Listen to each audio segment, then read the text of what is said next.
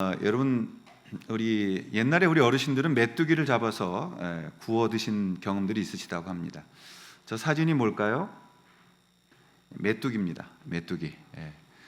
저 메뚜기가 얼마나 많이 왔는지 이게 재해죠. 그래서 저 메뚜기가 한번 지나가면 아무 농산물도 남지 않는, 그러니까 이스라엘의 여러 차례 또 그쪽 주변에, 지중해 주변에 메뚜기의 그 재난이 굉장히 많은 지역이라고 알려져 있습니다.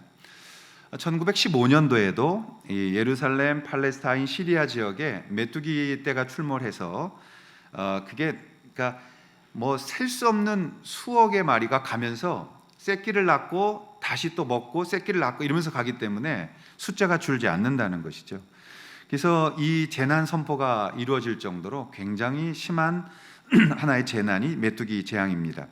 2005년도에도 가장 최근에 2005년도에 유대의 이스라엘의 메뚜기 떼가 출몰했는데, 이것 때문에 랍비들이 비상을 선포하고 하나님 앞에서 요엘서처럼 회개의 때다, 그래서 랍비들이 하나님의 회개를 요청했던 그러한 시간도 있었다라고 합니다. 그래서 이스라엘은 메뚜기의 해를 정해놓고 그 메뚜기에 대한 심판, 하나님의 말씀, 그것 재앙으로 오는 것에 대하여 아주 우리보다 피부적으로 느끼는 것이 바로 이 메뚜기 재해입니다. 오늘부터 우리는 요엘서를 나누게 되는데요, 요엘서의 주된 주제는 여호와의 날이라는 것입니다. 여호와의 날. 요엘서를 통해서 배우는 여호와의 날은 하나님께서 악한 백성들과 나라들을 심판하시고 하나님의 의로움의 통치가 이루어지는 것, 그것을 여호와의 날이라고 하는 겁니다. 그래서 여호와의 날은 양면이 있어요. 하나님을 알지 못하고 하나님 앞에 범죄한 자들에게는 심판이며, 동시에 그러나 하나님께 나아오는 자들에게는 은혜의 날이 될 수 있는 것을 여호와의 날이라고 말합니다. 첫날이니까 이 요엘의 이름이 있습니다. 요엘은 두 가지 별명을 가진 선지자예요. 첫 번째로는 하나님 앞에서 이 요엘은 여호와의 날을 예언한 선지자다. 여호와의 날을 예언하는 선지자. 또 하나는 회개를 촉구한 선지자다라고 알려져 있습니다. 요엘은 부두엘의 아들입니다. 부두엘의 아들.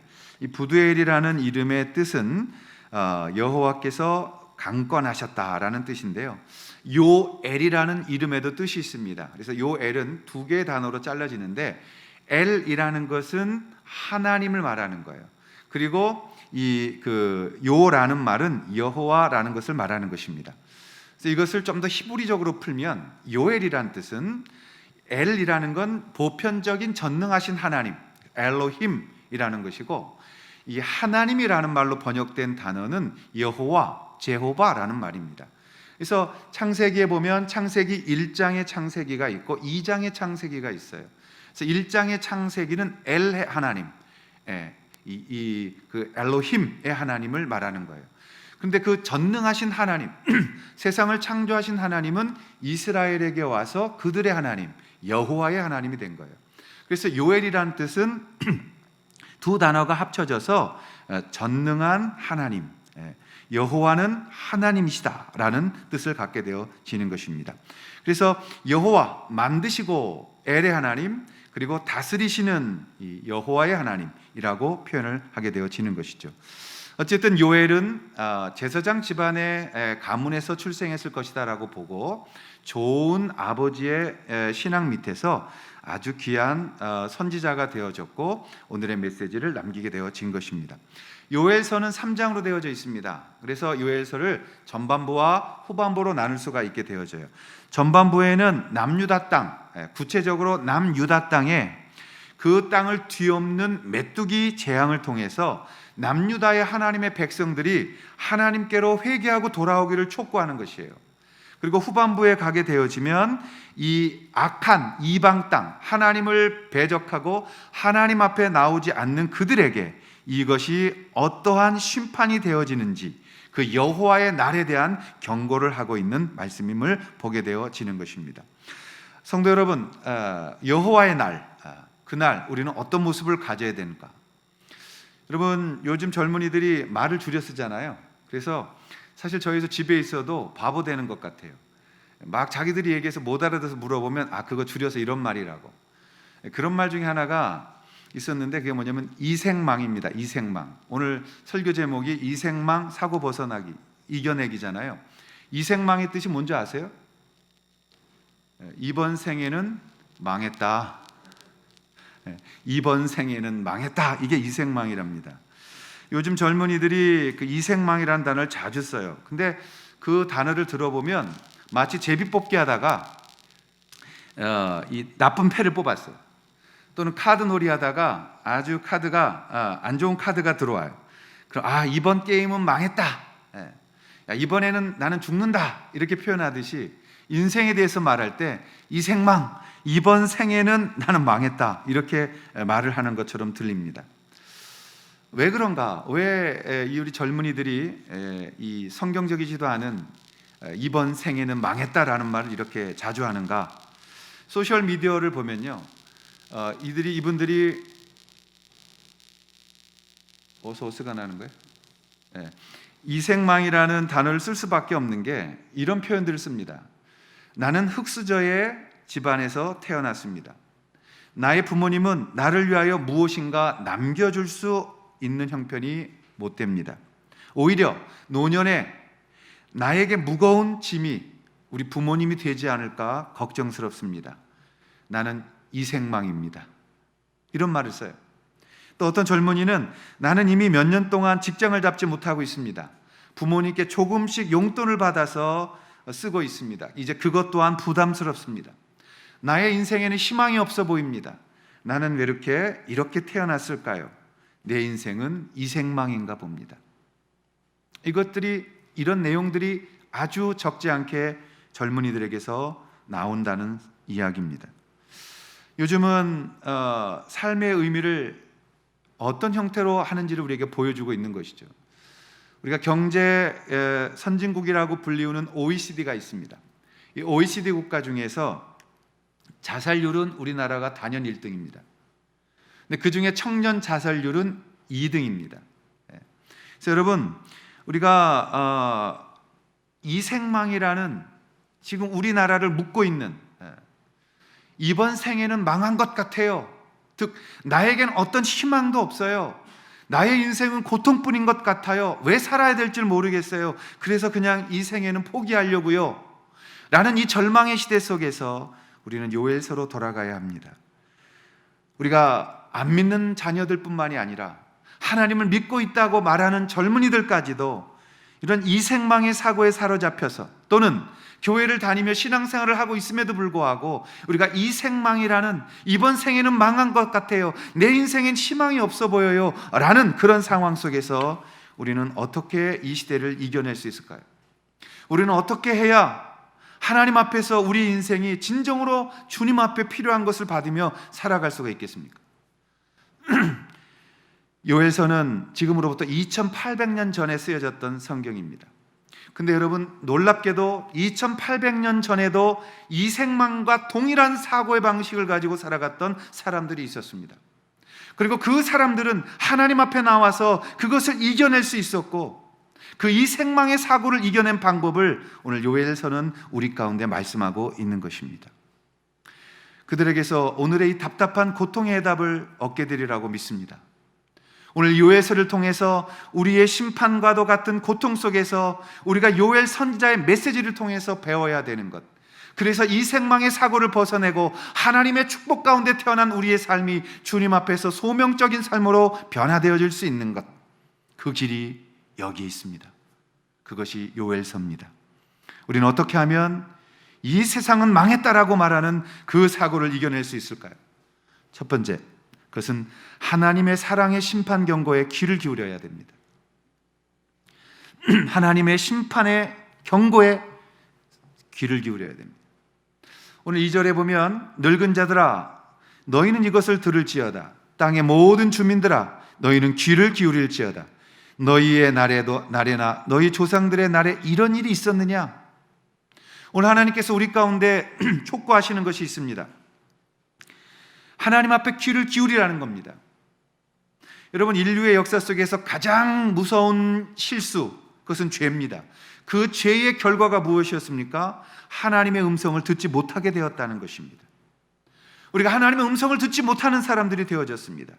또 예수를 믿어도 우리 가운데 가장 큰 무서운 실수가 무엇입니까? 그것은 하나님의 음성에 귀를 기울이지 않는다는 것입니다.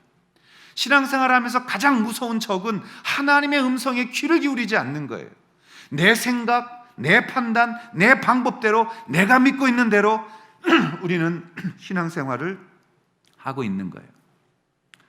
하나님은 요엘 선지자를 통해서 1장에 외치는 것이 바로 그것입니다.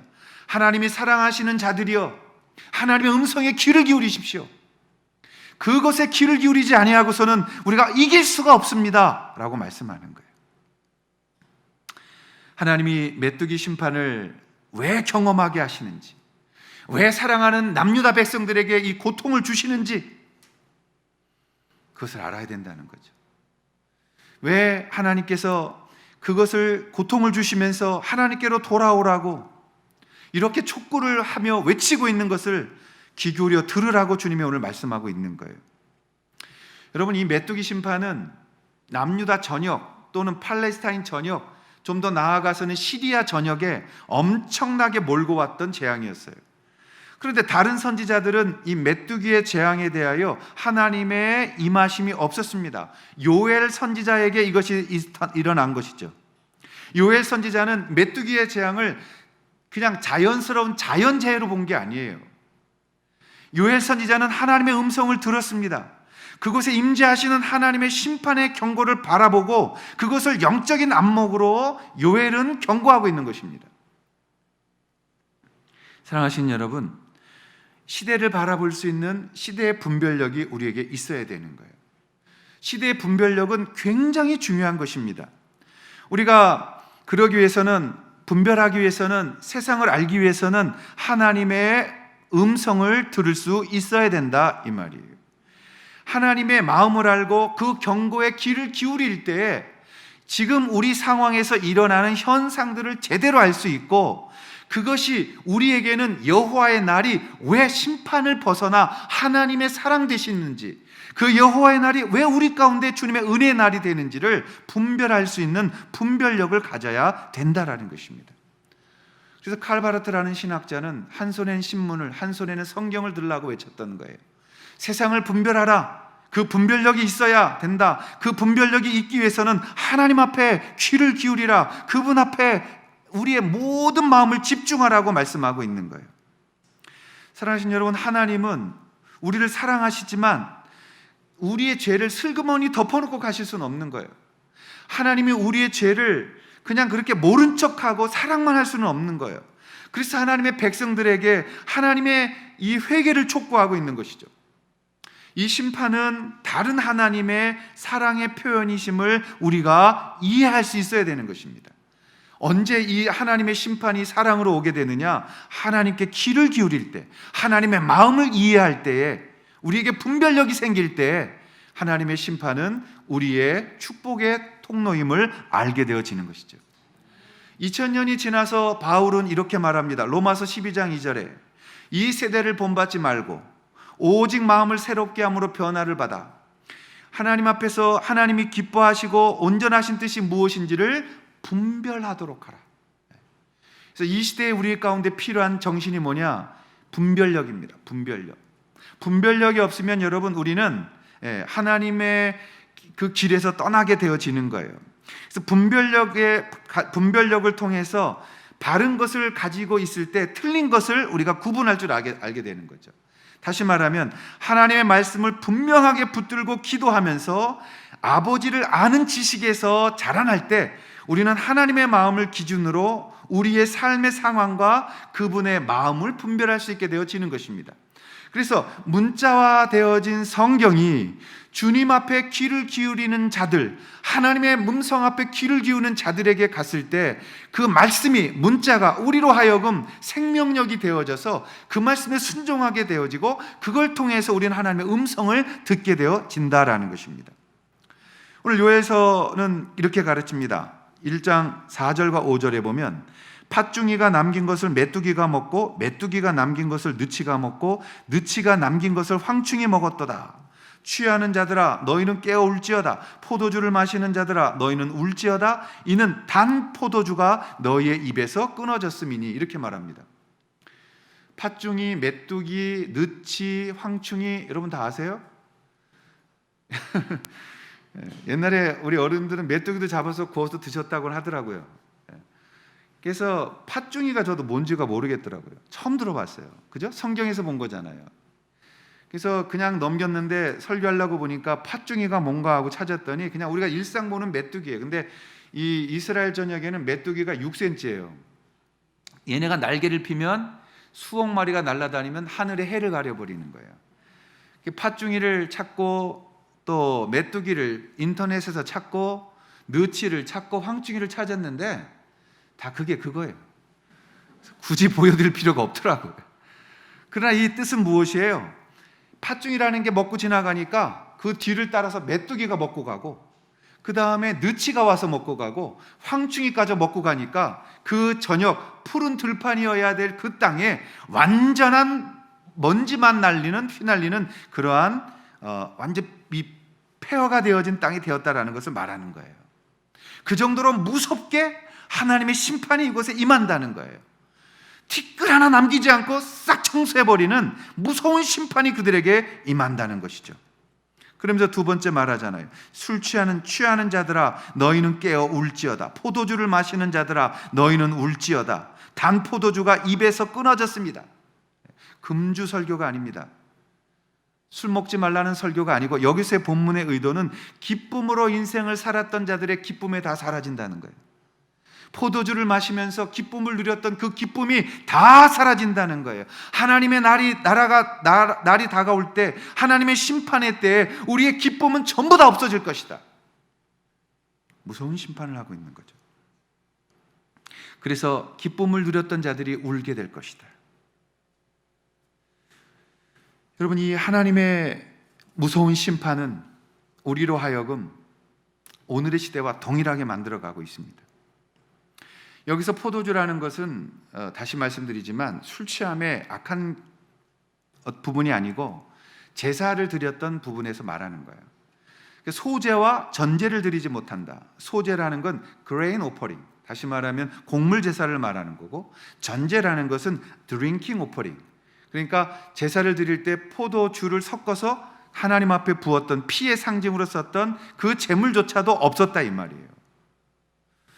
하나님의 날, 하나님의 때가 오는 것을 준비하고 회개하라고 말씀하는 거예요. 그런 날이 있을 것이다.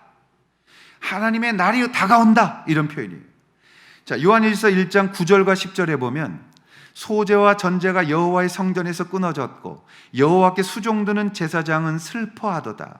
밭이 황무하고 토지가 마르니 곡식이 떨어지며 새 포도주가 말랐고 기름이 다하였도다. 무슨 말씀인가요?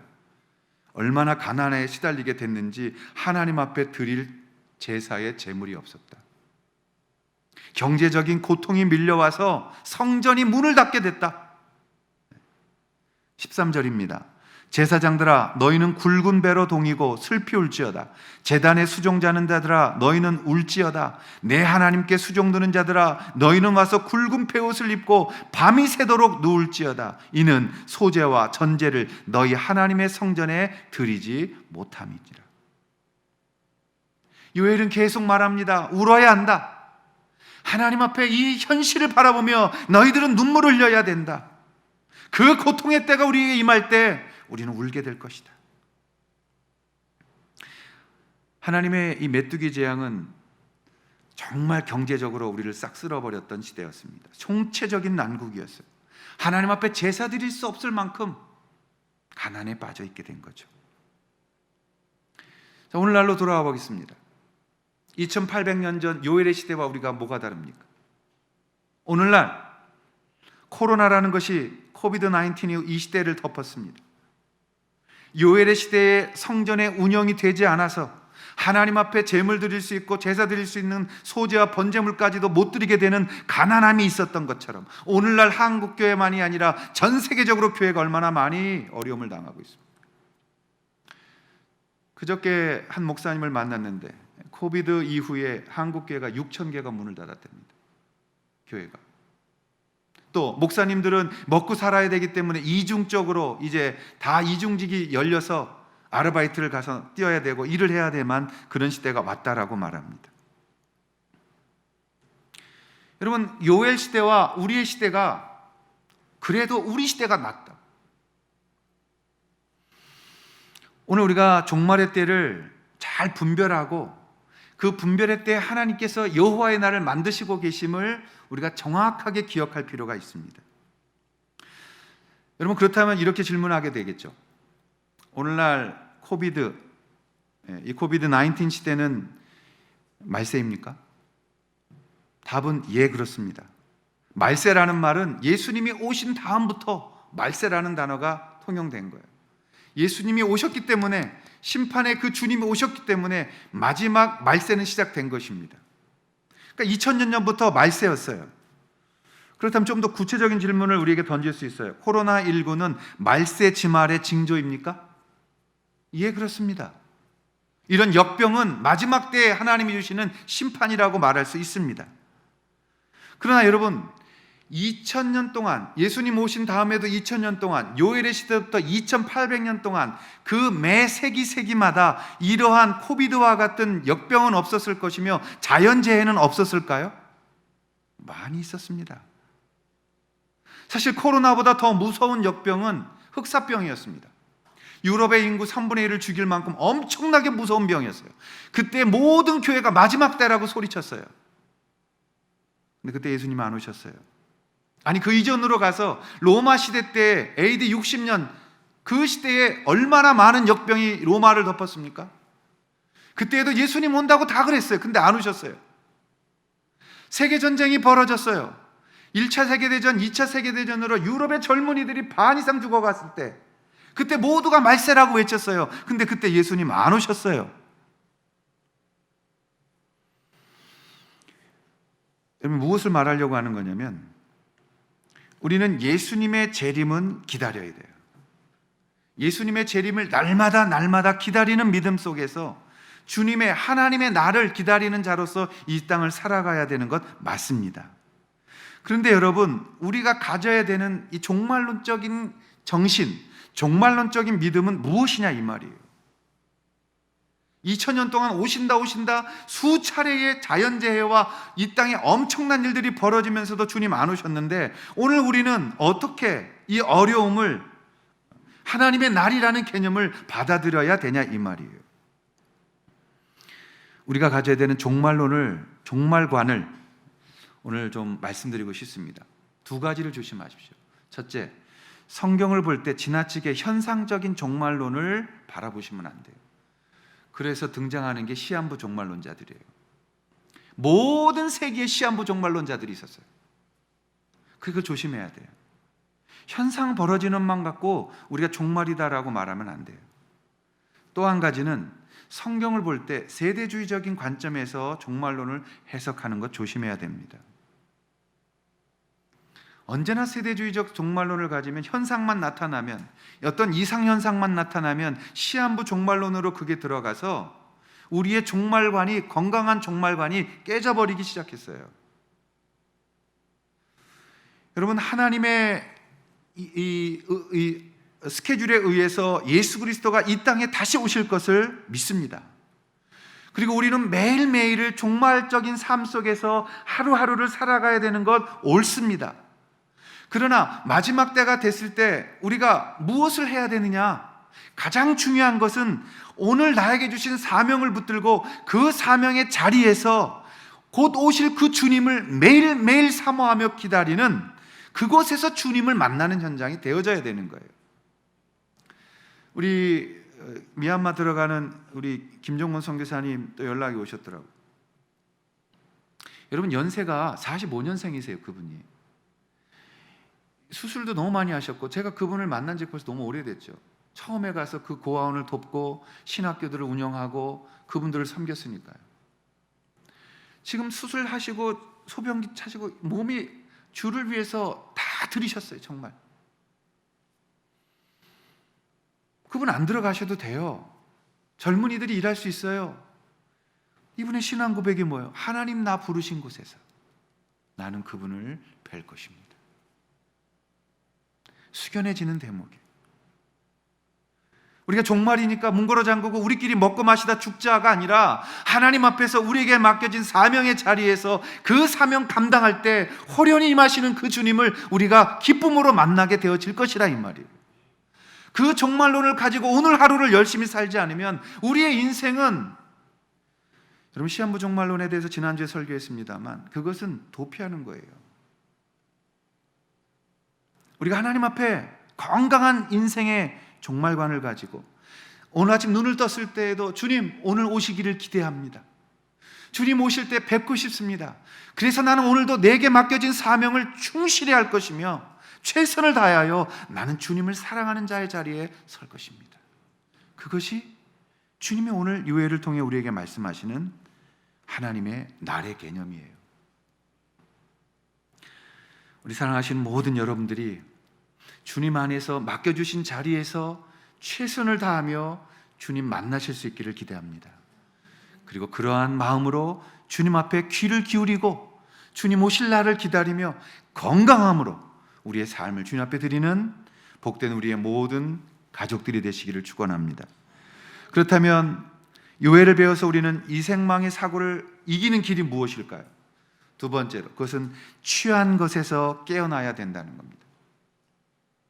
오늘 5절의 말씀을 보면 취하는 자들아, 취하는 자들아, 취한 자들아, 취하는 자들아, 다르죠? 너희는 깨어 울지어다. 포도주를 마시는 자들아, 너희는 울지어다. 이는 단 포도주가 너의 입에서 끊어졌습니다.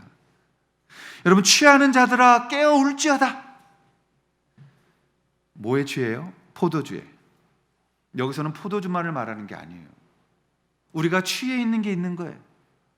그 취함에서 깨어나야 된다는 거예요. 하나님을 바로 보지 못하게 만드는 그런 잘못된 몽한 상태, 술 취함에서 깨어나야 된다는 것입니다. 코로나 시대에 예배는 인원수 제한이 있으니까 예배 못 드리는데 놀러 가는 건 상관없어요. 그 취함에서 깨어나야 돼요. 하나님 앞에서 정말 엎드려 기도하고 하나님만이 중요하고 하나님 앞에 서 있는 깨어남, 각성함이 우리 가운데 일어나야 돼요. 하나님께 드릴 소제와 전제의 제물이 말라서 예배당은 점점 문을 닫아가고 있는데 나는 먹고 마시는 거 괜찮아, 나는 살만해, 부족함이 없어라고 말하는 이기주의 신앙의 술 취함에서 깨어나라는 것입니다. 성전에 소제와 전제를 드릴 수 없는데 나는 술 취함에 취해 있다는 그것을 오늘 요엘 선지자는 말하는 거예요. 취하는 자들아 깨어지다, 깨어나야 된다. Wake up! 너희는 각성돼야 된다는 말이에요. 그래서 여러분 이건 굉장히 중요한 것이에요. 마지막 이 시대를 살아가는 우리가 의지하고 있는 것이 하나님보다 더 중요한 것이 있다면 여러분 그곳에서 깨어나셔야 합니다. 여러분 하나님 앞에서 무지함에 취해 있다면 깨어나셔야 합니다. 하나님 앞에서 하나님보다 더 사랑하고 의지하는 것이 있다면 그 영적인 술 취함에서 깨어나야 됩니다. 그것이 오늘 본문에 깨라는 거예요. 14절에 요엘이 말합니다. 너희는 금식일을 정하고 성회를 소집하여 장로들과 이 땅의 모든 주민들을 너희의 하나님 여호와의 성전으로 모으고 여호와께 부르짖을지어다. 우리가 하나님 앞에서 하나님의 음성 듣고 이 시대를 이겨낼 수 있는 가장 중요한 것이 뭐냐? 성회를 소집하라. 지금은 실전이다. 지금은 응급 상황이다. 지금은 경고를 올려라. 소집하라. 장로들아, 이 땅의 주민들을 모으라. 하나님의 성전으로 모아서 여호와께 부르짖어라. 그럼 그것밖에 이길 길이 없는 거예요. 우리가 하나님 앞에 하나님의 날이 다가올 때 우리가 하나님 앞에 해야 될 가장 중요한 것이 무엇입니까? 금식을 선포하고 다 같이 모여서 주민들을 하나님의 성전으로 모으고 여호와께 부르짖는 간절함과 뜨거움과 목숨 건 삶이 있을 때 여호와의 심판은 우리의 축복이 될 수 있는 거예요. 금식일을 정하고 나아가라. 우리 사역자들도 금식할 것입니다. 저도 정해진 날짜에 금식할 거예요. 우리 목자님들도 할 수 있던 목장원들과 금식하며 하나님 앞에 나아가 우리가 취해 있는 안일함, 취해 있는 술 취함, 감각 없는 술 취함, 영적인 사고에 예민하지 못한 술 취함, 무뎌진 삶, 무뎌진 신앙, 잠들어버린 내 영혼, 그것을 깨는 방법은 금식하는 것입니다. 목장 식구들과 같이 금식하고 하나님 앞에 기도하고 하나님 앞에 나올 때, 부르짖을 때 우리가 이기게 될 줄로 믿습니다. 요엘은 16절에 먹을 것이 우리 눈앞에서 끊어지지 아니하였느냐, 기쁨과 즐거움이 우리 하나님의 성전에서 끊어지지 아니하였느냐. 먹고 살기 힘드니까 성전으로 나오지 못하니 그 성전 안에서 기쁨과 즐거움이 있어야 할 그 성전에 그 기쁨과 즐거움이 끊어지지 않았느냐. 여러분이 예배당에 와서 하나님 만나는 기쁨과 예배의 기쁨과 하나님 앞에 찬양하는 기쁨과 나를 드리는 기쁨과 교제의 기쁨과 성령의 기쁨들이 마르지 않았느냐? 그것들이 다 끊어지지 아니하였느냐? 우리가 심판의 날에 경제적으로 다 마르지 않습니까? 심판의 날에 우리가 다 어렵지 않습니까? 그때 뭐 해야 됩니까? 하나님 앞에 나와서 부르짖어야 됩니다. 그때 하나님께서 어떻게 하십니까? 여러분, 요엘서 1장은 읽어보면 암담하고 어두운 메시지입니다. 심판의 메시지이기 때문에 어두울 수밖에 없습니다. 결코 유쾌한 그러한 메시지가 아니에요. 그런데 여러분, 그 어둠 속에 있는 1장의 메시지는 어둠이 아니라 하나님의 엄청난 사랑이 들어있음을 우리는 볼 수 있는 겁니다. 여러분, 어둠 속에서, 어두운 고통 속에서 저는 하나님의 음성을 듣습니다. 그렇게 들었습니다. 하나님은 어둠 속에서 인간을 꼼짝하지 못하게 붙드시고 당신이 우리를 안습니다. 그리고 내가 하고 싶은 대로 움직이지 못하게 합니다. 내가 하고 싶은 대로 말하지 못하게 합니다. 내가 하고 싶은 대로 어떤 일을 못하게 만드시고 당신이 나를 안고 계십니다. 근데 그것이 치유가 되는 거예요. 너 움직이지 마. 왜냐하면 움직이면 아프기 때문에. 어둠 속에 내 인생의 가장 공고한 날에 주님은 찾아오셔서 나를 안으시고 이 어둠과 같은 내 인생 속에서 주님 말씀하시는 거예요. 너 그동안 너가 잘 나갈 때 어떻게 살았어? 여러분, 인생들 3번은 다 한 번씩은 잘 나간 적이 있으셨잖아요. 네? 잘 나갈 때 뭐 하셨어요? 인생은 잘 나갈 때 잘 나가는 게 아니라 하나님 앞에 붙들렸을 때 잘 나가는 것이. 하나님이 말씀하는 거예요. 네 고집대로 살아왔던 그날들 행복했어?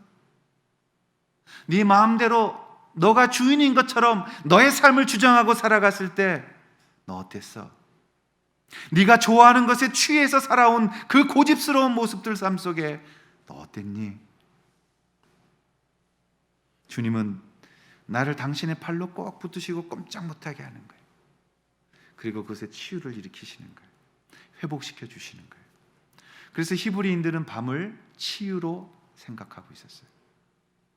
우리가 하나님 앞에 잠들 때 하나님은 우리를 고치시는 거예요. 모든 장기를 새롭게 하시고 새 힘을 넣으시고 어두운 밤 하나님은 일하시는 거예요.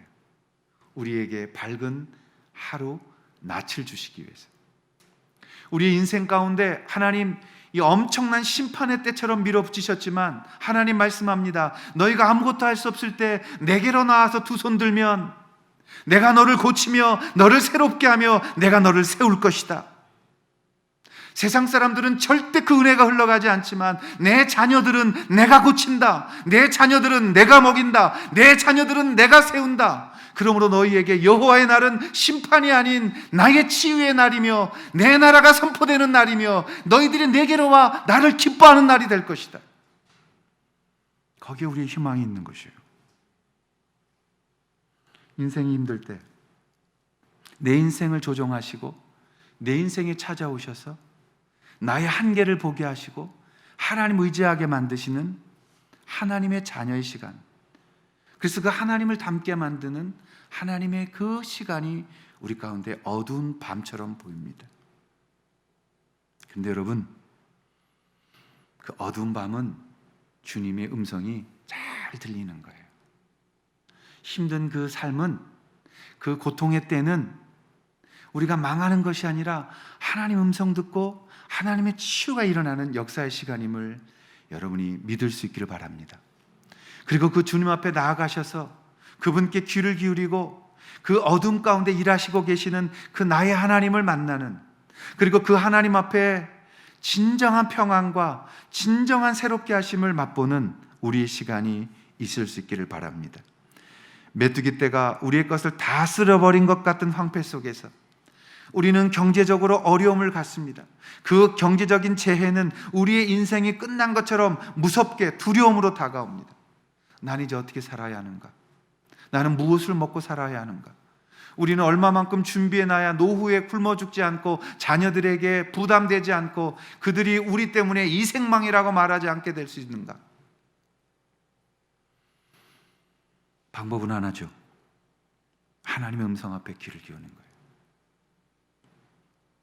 하나님이 그 날을 잘 이겨내는 이스라엘 백성들에게 이 약속을 또 하십니다. 자, 요엘서 2장 18절 19절입니다. 우리가 한번 같이 읽겠습니다. 요엘서 2장 18절 19절 한번 같이 읽겠습니다. 시작. 그때에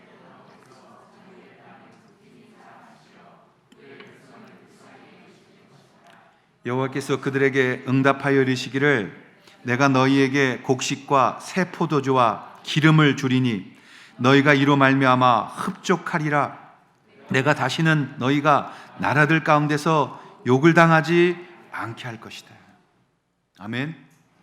하나님 말씀하는 거예요. 너희들이 내게 와서 부르짖으면, 너희들이 내게 와서 답을 찾으면, 너희들이 내 말에 귀를 기울이면, 너희들이 취해 있는 것들을 깨버리고 하나님 앞에, 나 앞에 나오면 어떻게 해요? 자기의 땅을 극진히 사랑하시어 그 백성을 불쌍히 여기실 것이라. 여호와께서 그들에게 응답하여 이르시기를 내가 너희에게 곡식과 새 포도주와 기름을 주리니 너희가 이로 말미암아 흡족할 것이다. 하나님의 심판의 목적은 우리를 고통 가운데 빠지게 하는 것만이 아니라 그 고통을 딛고 일어나 여호와 앞에 안기며 그 하나님 앞으로 나아가며 그 하나님 앞에 나온 백성들이 하나님의 은혜 가운데 얼마나 풍성하게 이 땅의 모든 것들을 이겨낼 수 있는지를 보여주시기를 위함이죠. 하나님 말씀하는 거예요. 너의 창고를 넘치게 할 것이다. 너에게 흡족하게 줄 것이다.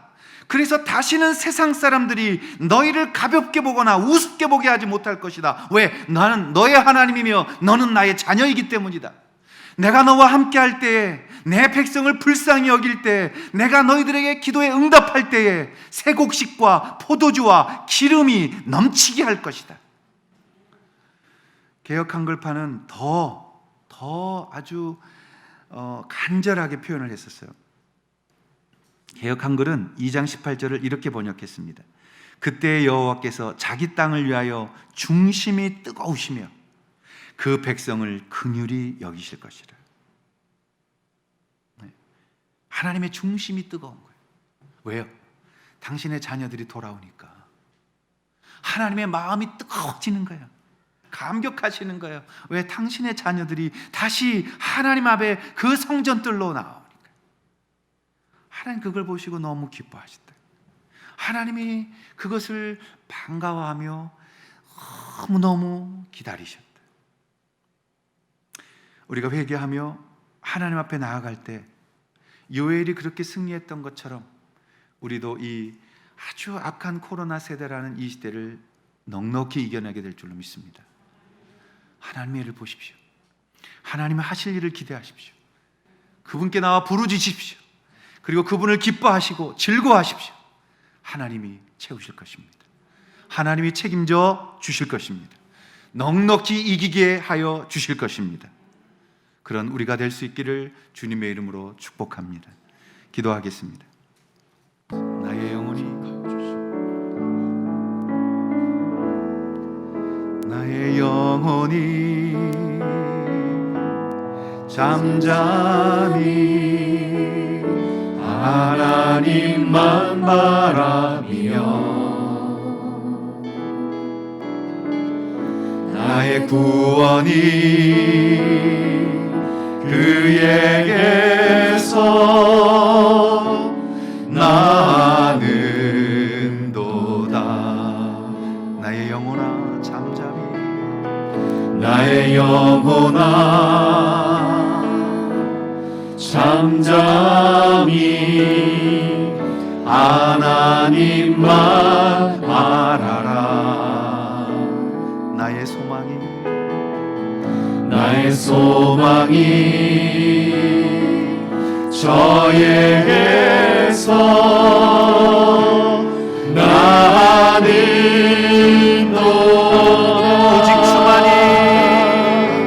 오직 주만이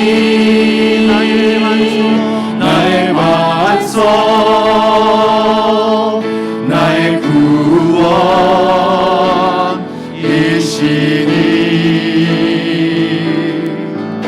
오직 주만이 나의 산성 내가 요동치 아니하리. 나의 영혼이 간절히 나의 영혼이 간절히 여호와를 갈망하며 나의 입술이 여호와를 찬양하리. 나의 영혼아 즐거이 여호와를 따르리니 나의 영혼이 즐거이 여호와를 따르리니 나의 평생에 여호와를 송축하리.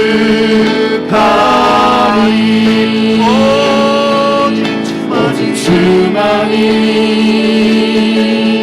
나의 반석 나의 구원이시니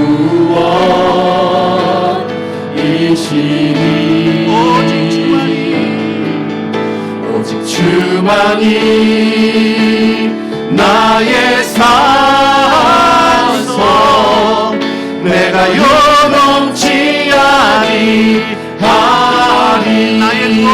나의 영광 하나님 나의 구원 나의 영광 하나님께 있으니 내 힘의 반석과 피난처 되시네.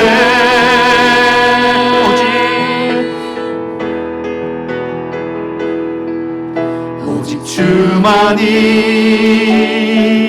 나의 반석 나의 구원이시니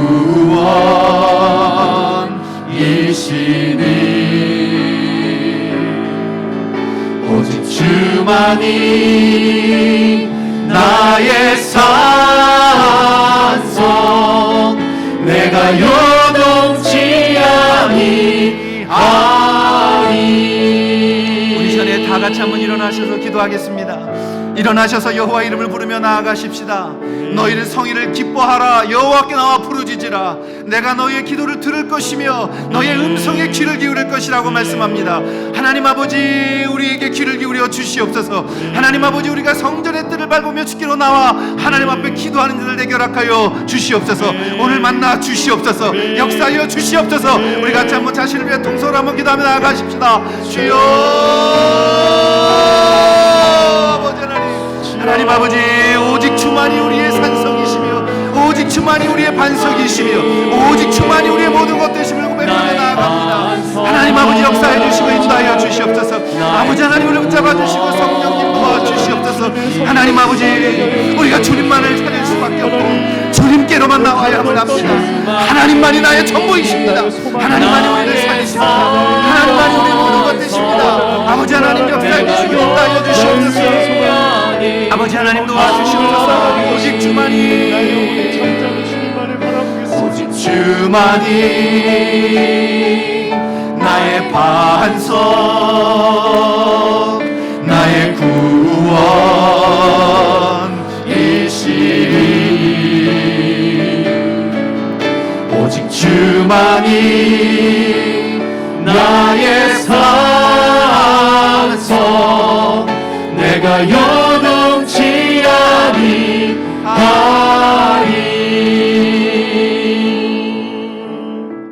성부와 성자와 성령의 이름으로 간절히 축원하옵나이다. 아멘.